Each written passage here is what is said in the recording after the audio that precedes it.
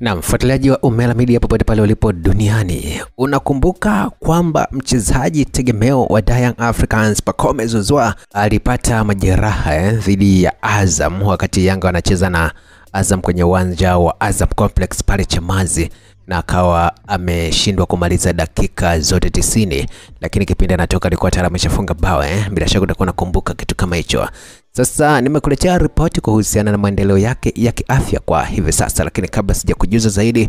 bwana, kama hujabonyeza neno subscribe pia na wakati wako kwa hivi sasa kuweza kubonyeza hilo neno na mambo yatakwenda vizuri zaidi. Taarifa kutoka ndani ya Young Africans kupitia kwa afisa habari wake Ali Kamwe ameweka wazi kwamba mchezaji Pacome Zouzoua anaendelea na matibabu yake na mashabiki wategemee kumuona uwanjani muda wowote kuanzia hivi sasa, na majeraha ambayo alikuwa ameyapata yapo sehemu ya mguu ambayo Young Africans kupitia madaktari wake wanaendelea kupambana kuhakikisha kwamba wanakuwa wanamrejesha kwenye afya njema kabisa. Kumbuka kwamba Pacome Zouzoua ni moja kati ya viungo ambao wamekuwa wakifanya vizuri sana kwenye klabu ya Young Africans tokea amefika nchini Tanzania, na mpaka hivi sasa pia unapokuwa unazungumzia viungo wenye mchango mkubwa ndani ya Young Africans, hasa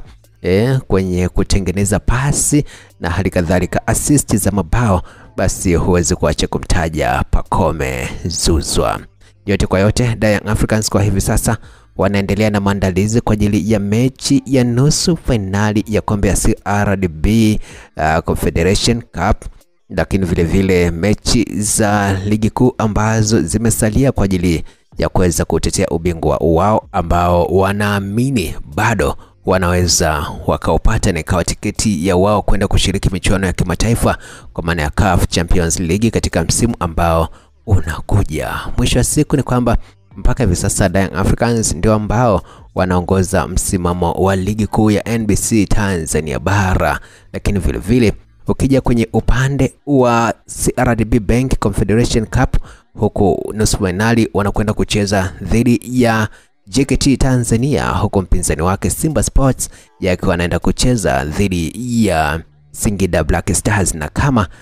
atakayeshinda kati ya hao wawili basi watakutana kwenye hatua ya finali. Kwa hiyo bado Simba na Yanga wapo kwenye nafasi ya kukutana tena msimu huu.